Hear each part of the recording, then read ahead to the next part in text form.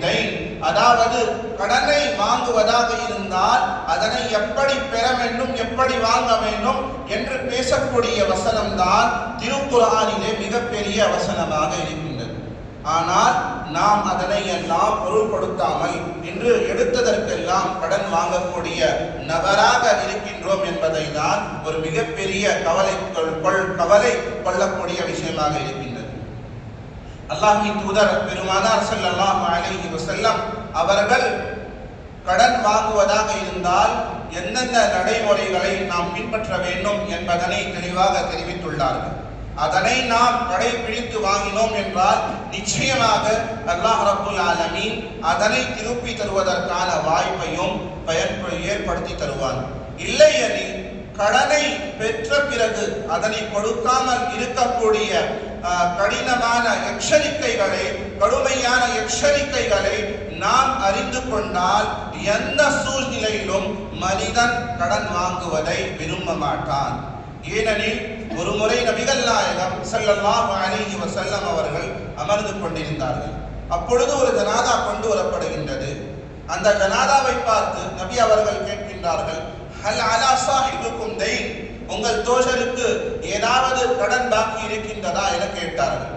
அதற்கு நபி தோழர்கள், லா யா ரசூலல்லாஹ், இல்லை, இவர் யாருக்கும் கடன் கொடுக்க வேண்டிய அவசியம் இல்லை, இவர் மீது எந்த கடன் சுமையும் இல்லை என்று பதிலளித்தார்கள். பிறகு நபிகள் நாயகம் ஸல்லல்லாஹு அலைஹி வஸல்லம் அவர்கள் அவருடைய ஜனாதா தொழுகையை வைக்கின்றார்கள். மற்றொரு முறை ஒரு ஜனாதா கொண்டு வரப்படுகின்றது.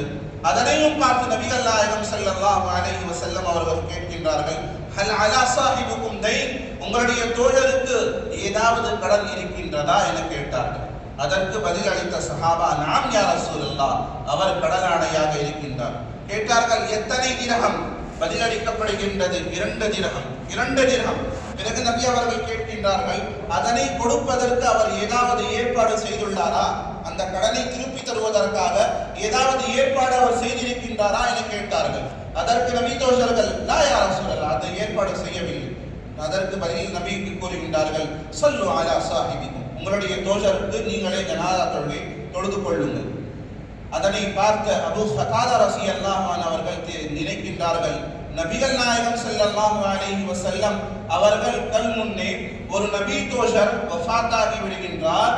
அவருக்கு நபி தொழ வைக்கவில்லை என்றால் அவர் ஒரு துரதிருஷ்டவசமான மனிதனாக இருக்கும். அந்த பாக்கியத்தை அவர் ஏன் விட வேண்டும் என்று நினைத்து அபூ கதாதா முன் வருகின்றார். தெரிவிக்கின்றார், யா ரசூலல்லாஹ், அந்த கடனை திருப்பி தருவதற்கான கடமையை நான் ஏற்றுக்கொள்கின்றேன், பொறுப்பை நான் எடுத்துக்கொள்கின்றேன், தாங்கள் நமாதை ஜனாதா வையுங்கள் என்று கூறுகின்றார்கள். பிறகு நபிகள் நாயகம் ஸல்லல்லாஹு அலைஹி வஸல்லம் அவர்கள் ஜனாதா தொழுகை வைக்கின்றார்கள்.